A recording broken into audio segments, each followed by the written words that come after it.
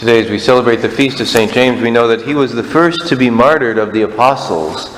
We hear about this even in the Acts of the Apostles. And Jesus asks, "Are you able to drink the chalice?" And he says, we are. And he says, "Well, yeah, okay, you will." But he didn't know what they were asking for. He didn't know what they were asking for. But this is the story of our lives, right? So often we don't know the incredible gift of Almighty God that we carry. We heard in the first reading today, we hold this treasure. Which treasure?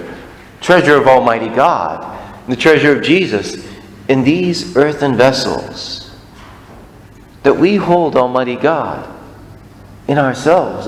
When we go to communion, He is physically in us, literally in us.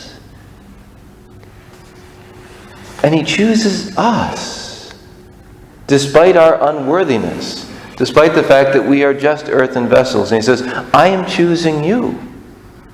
I choose you to follow me. I choose you to be a witness."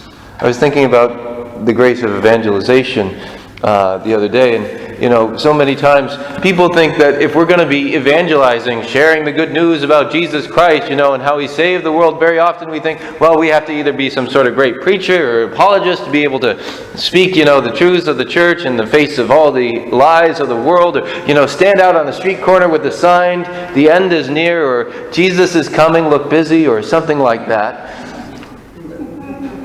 But the truth is, what does evangelization look like? Well, it looks like what so many of you do in your lives is that you are friends with people who don't come to church, who aren't Catholic, and over time you share with them the mystery of God's love, how He has moved in your life. And I've seen this over my time here, how many have drawn others either to church or back to church just by their friendship. It wasn't like you had to have a degree in theology in order to be able to do this. But by the witness of your life and by your friendship, you built that bridge, and people have started coming back.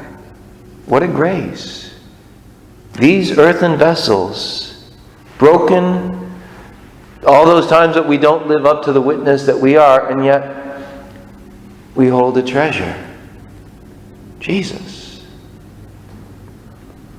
And even in our brokenness, if we continue to seek Him, He works with us. He works through us. See Exhibit A. God works with us, even in our brokenness.